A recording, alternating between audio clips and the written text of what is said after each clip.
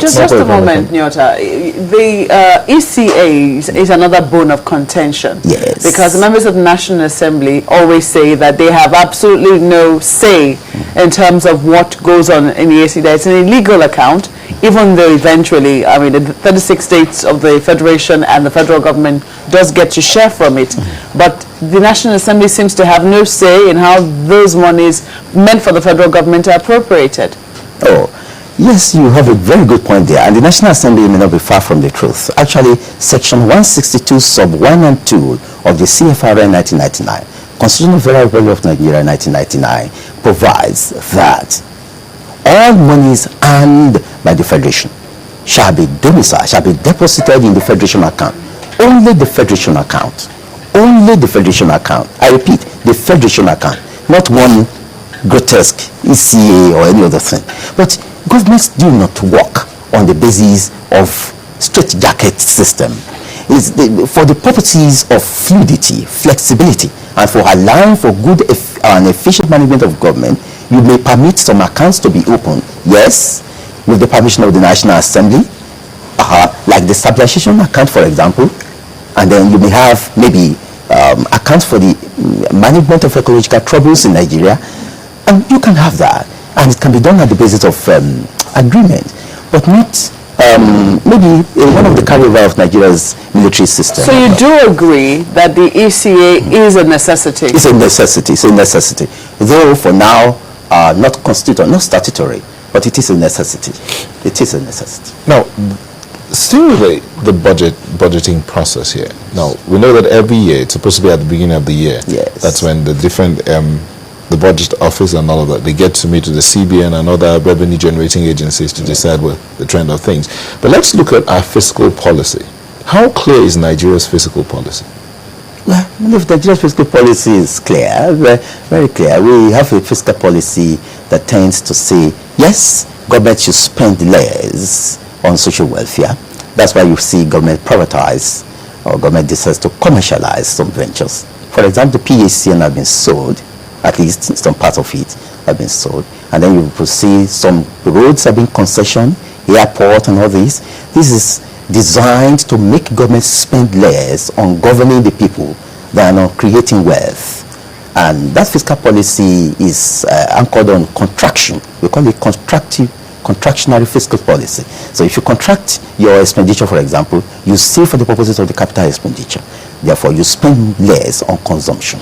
So our fiscal policy is clear. Now, that fiscal policy is a bone of contention in some quarters, where they believe that the process of budgeting in Nigeria is based on guesswork instead of serious analytical thinking and looking at serious projections and analysis. So how do we get across that bridge without, how do you say that, turning the cart? Oh no, frankly speaking, I think the comment that Nigeria's budget is actually a guesstimate rather than real estimate, maybe on the exaggeration side.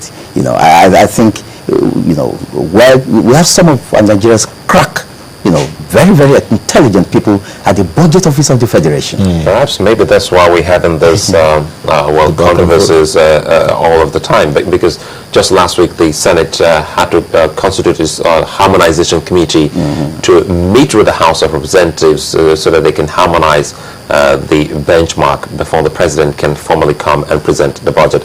But as of yesterday, or less than 24 hours, we understand that the House of Reps haven't been able to constitute its own harmonization committee.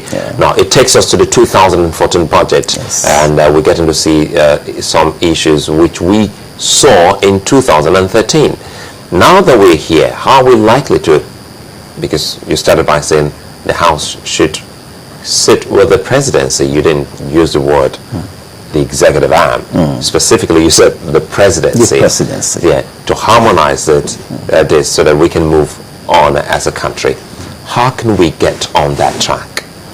That is, I think another thing that the Nigerian National Assembly can do with a view to ensuring that we have a budgeting system that is free of acrimony is to have its own budget office that works perfectly with the budget office of the Federation. That's for the National Assembly? Yes. They should have a budget office? Of course, that's what is done in the United States, and we are trying to copy their system.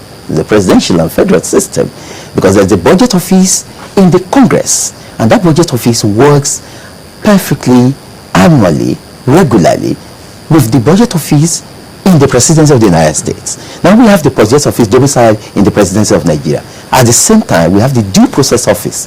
I mean, it will do nobody no harm if the National Assembly sets up a committee or calls it a budget office for the National Assembly. Similar ones with the executive yeah, exactly, because these two organs of government perform budget functions simultaneously, with the National Assembly having slightly upper or higher statutory authority over the budget than the executive. But you see, the executive implements the budget. So if the National Assembly, because of its because of its higher statutory authority over the budget, decides to pass the budget that cannot be implemented, the executive simply sidesteps it or sidetracks it and decides to implement what is implementable. Because budget has it has an expiry date. The Nigerian budget, according to the 1980 financial year, has an expiry date, January 1 to December 31. And therefore, if you could not implement the budget within this period, then it expires. And the money that has been voted for budgets must be retired to the Federation account for reappropriation. So, in order to avoid these problems, the National Assembly must work out its own budget office to cooperate with the budget office in the presidency and then the due process office to ensure that the capital budget within the year are quickly implemented. What about the various, yes. to cut you there, what about the various committees in the National Assembly? Like appropriation. Yes, one would have thought that, that can also do the same function of a budget office, carry out the same function of a budget office, to the extent that they can as well liaise with the office of the budget and see how they can harmonize this before they bring it to the fore. The difference is this: the appropriation committee in the Senate and the appropriation committee in the House of Representatives are composed of politicians, leaders, political leaders.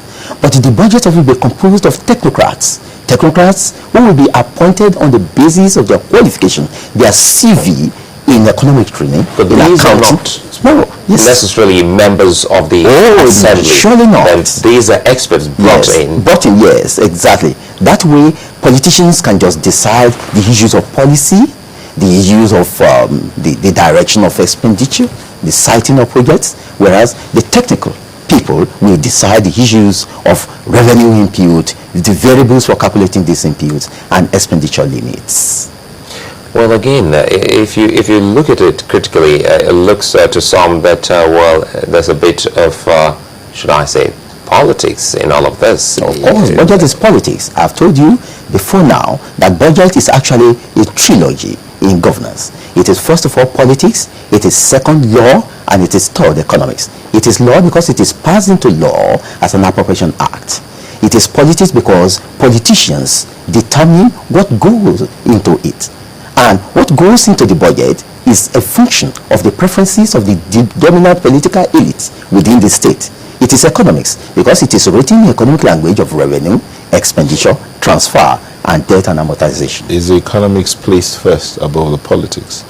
Or should that be the case? I mean, economics is actually politics by some other means, and politics is economics by some other means.